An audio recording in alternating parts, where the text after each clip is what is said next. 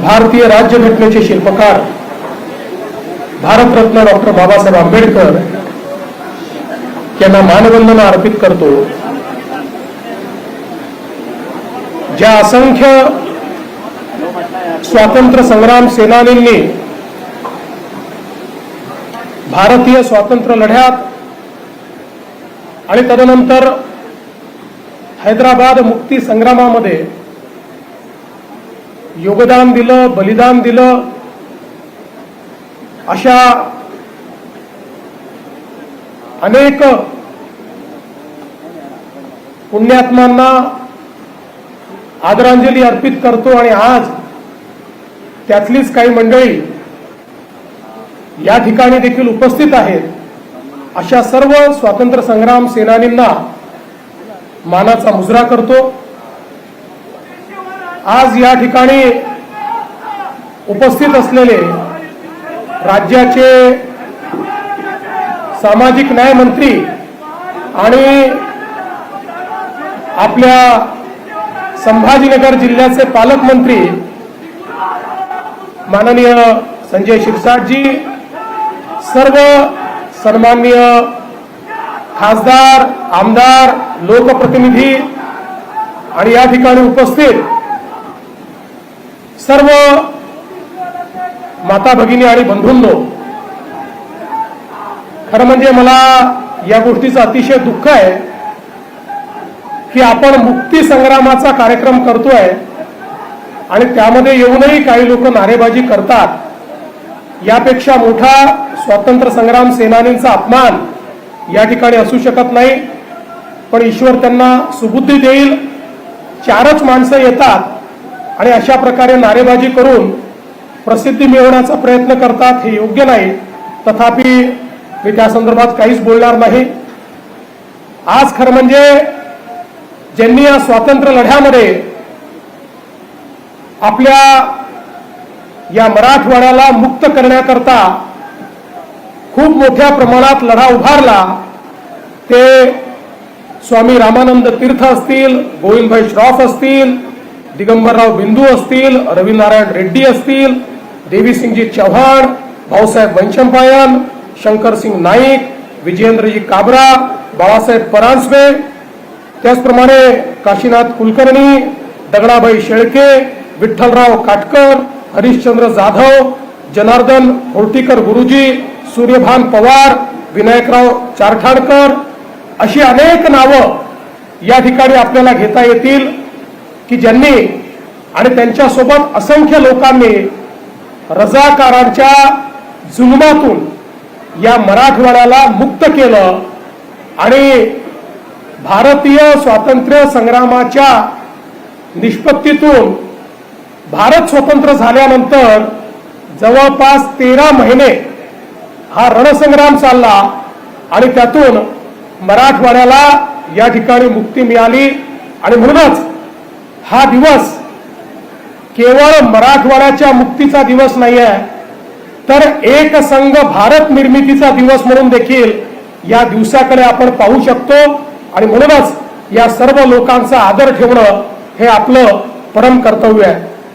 आज आपल्याला माहिती आहे की मराठवाड्याच्या सर्वांगीण विकासाकरता मोठ्या प्रमाणात आपण प्रयत्न करतो। नुकतंच मराठवाड्यामध्ये खूप मोठ्या प्रमाणात अतिवृष्टी झाली। या अतिवृष्टीमध्ये काही आमचे बंधू भगिनी दगावले, त्यांनाही मी श्रद्धांजली अर्पण करतो। आणि ज्या शेतकऱ्यांचं नुकसान या अतिवृष्टीमध्ये झालंय त्यांना सर्वांना तात्काळ मदत ही राज्य सरकारच्या वतीनं देण्यात येईल।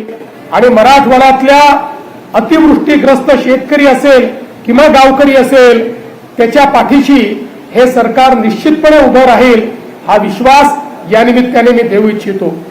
यासोबत आपल्याला कल्पना आहे की दुष्काळ हा मराठवाड्याच्या 5वीला पुजला आहे आणि वर्षानुवर्ष दुष्काळाने होरपळणारा मराठवाडा आपण बघितलाय। पण आपल्या सरकारने निर्णय घेतला की मराठवाड्याचा दुष्काळ हा आता आपल्याला भूतकाळ करायचा आहे। एकीकडे आपण कृष्णा खोऱ्यातलं पाणी हे मराठवाड्यापर्यंत आणलं, आता दुसऱ्या टप्प्यामध्ये सांगली आणि कोल्हापूरचं पुराचं पाणी हे पुन्हा उजनीपर्यंत आणून ते मराठवाड्यात आपण आणणार आहोत आणि त्यासोबत उल्हास खोऱ्याचं 54 टीएमसी पाणी हे देखील आपण मराठवाड्यामध्ये आणणार आहोत. मराठवाड्याचा जो गोदावरीचं खोरं आहे, जे तुटीचं खोरं आहे, हे खोरं त्यातली तूट दूर करून या संदर्भात प्रत्येक शेतकऱ्यापर्यंत हे पाणी पोहोचवण्याचं काम निश्चितपणे आपल्या सरकारच्या माध्यमातून या ठिकाणी केलं जाईल. आणि याकरता आता हे केवळ कागदावर राहिलेलं नाही, तर याच्या सगळ्या मान्यता घेऊन याचा डीपीआर अंतिम टप्प्यामध्ये आहे. डिसेंबर पर्यंत याचा डीपीआर तयार होईल आणि त्यानंतर जानेवारी फेब्रुवारीमध्ये याचे टेंडर्स देखील आम्ही काढू आणि प्रत्यक्ष कामाला सुरुवात पुढच्या 6 महिन्यामध्ये या ठिकाणी आपण करणार आहोत. त्यामुळे आपण जे स्वप्न बघितलं होतं की मराठवाड्यातला दुष्काळ हा भूतकाळ झाला पाहिजे, त्याकडे आपण मोठ्या प्रमाणात आता काम सुरू केलं आहे. गेल्या 2 वर्षामध्ये 7 प्रकल्पांची घरभरणी ही आपण मराठवाड्यात केली. 38.48 दशलक्ष घनमीटर इतका पाणी साठा नव्याने निर्माण आपण या ठिकाणी केला. यासोबत आपल्याला कल्पना आहे की 16 सप्टेंबर 2023 ला संभाजीनगर येथे मंत्रिमंडळाची बैठक झाली होती. अनेकांचा प्रश्न आहे की या बैठकीत झालेल्या निर्णयांचं काय झालं. खरं म्हणजे त्याचा सगळा लेखाजोखा या भाषणात सांगणं, त्याकरता वेळ मला भरपूर लागेल, तो मी माध्यमांना उपलब्ध करून देईल. पण मी काही ठळक बाबी सांगू इच्छितो की त्यामध्ये घेतलेल्या निर्णयांमध्ये घृष्णेश्वर मंदिर 61 कोटी रुपये आपण दिले. तुळजाभवानी मंदिर 541 कोटीची आपण तरतूद केली. औंढ्या नागनाथ आराखड्याला मंजुरी दिली. मानव विकास कार्यक्रमाच्या अंतर्गत 94 बसेस दिल्या. संभाजीनगरला जवळपास या ठिकाणी 115 त्या ठिकाणी बसेस दिल्या. 9 महामार्गावर ITNS चा जो निर्णय घेतला होता त्याची जून महिन्यामध्ये वर्क ऑर्डर दिली. 916 अंगणवाड्यांची सुरुवात केली. 26,500 नवीन बचत गट तयार करून त्यामध्ये 2.70 लाख महिलांना जोडलं. भारतरत्न डॉक्टर बाबासाहेब आंबेडकर आदर्श शाळा योजनेच्या अंतर्गत 95 कोटीचा निधी वितरित केला. विविध स्मारके मंदिरे याकरता 253 कोटी रुपये दिले. 3121 कोटीच्या रस्त्यांची कामं ही सुरू केली जी प्रगतीपथावर आहे. हायब्रिड एल्युटी मधनं 7,719 कोटींची कामं आपण सुरू केली. बीड जिल्हा परिषद 70% आपण त्या ठिकाणी इमारतीचं काम पूर्ण केलं. जवळपास 4 लाख सिंचन विहिरीपैकी 30,000 पूर्ण केल्या आणि 1.14 लाख एवढ्या सिंचन विहिरीची कामं आपण सुरू केली. खरं म्हणजे इतकी कामं आहेत, ही सगळी कामं जर मी सांगू लागलो तर यात भरपूर वेळ जाईल. पण मी एवढंच सांगतो, आम्ही घेतलेली या ठिकाणची जी काही मंत्रिमंडळाची बैठक होती ही केवळ एक औपचारिकता नव्हती, तर त्यात घेतलेल्या एकेका निर्णयावर कारवाई करण्याचं काम हे या ठिकाणी आपल्या सरकारच्या माध्यमातून चाललेलं आहे. छत्रपती संभाजीनगर सारखा आमचं जे शहर आहे, या शहराच्या पिण्याच्या पाण्याकरता त्या ठिकाणी 2700 कोटी रुपयाची योजना आपल्या सरकारने मंजूर केली आणि महानगरपालिकेचा 800 कोटीचा हिस्सा देखील आपण या ठिकाणी भरण्याचा निर्णय घेतला. आणि आपल्याला माहिती आहे आता अंतिम टप्प्यामध्ये त्याचं देखील काम आहे. मी गेले अनेक वर्ष सांगत होतो की महाराष्ट्राच्या औद्योगिकरणाचा पुढचा टप्पा आणि पुढचं मॅग्नेट हे छत्रपती संभाजीनगर आणि जालना आणि त्यासोबत DMICचा कॉरिडॉर होणार आहे. आज ते आपल्याला सत्य होताना दिसत आहे.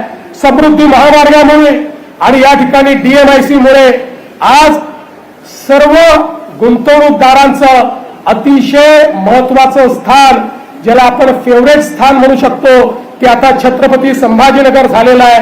हुंडईची या ठिकाणी आलेली गुंतवणूक हे दर्शवते की वेगळ्या राज्यात असलेले देखील मोठे मोठे उद्योग ते राज्य सोडून आपल्या छत्रपती संभाजीनगरला या ठिकाणी प्रिफरन्स देतात. आणि आपल्याला खऱ्या अर्थानं गेल्या काही वर्षांमध्ये झालेली इन्व्हेस्टमेंट बघितली तर आता छत्रपती संभाजीनगर हे इलेक्ट्रिक व्हेकलचं EVचं देशाचं कॅपिटल बनत आहे, देशाची राजधानी बनते आहे. हे देखील मला या ठिकाणी सांगताना आनंद होतोय.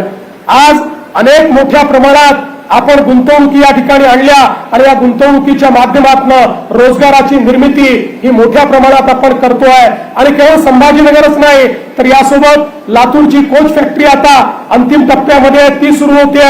जवळपास 14,000 लोकांना त्या ठिकाणी रोजगार मिळणार आहे.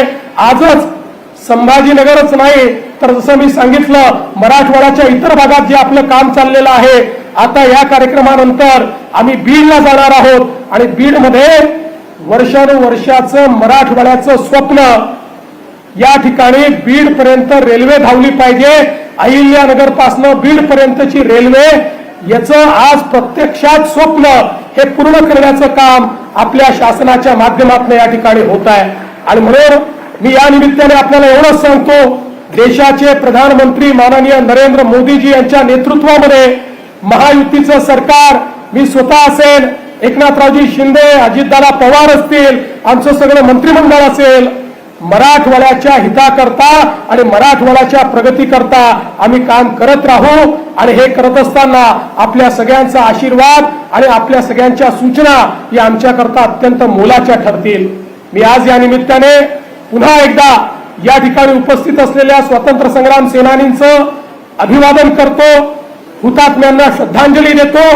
मराठवाडा मुक्ती दिनाच्या आपल्या सर्वांना मनापासनं या ठिकाणी शुभेच्छा देत माझं बोलणं संपवतो. धन्यवाद. जय हिंद, जय महाराष्ट्र, जय मराठवाडा. धन्यवाद साहेब. आणि यानंतर सर्व आमंत्रित निमंत्रितांना शुभेच्छा.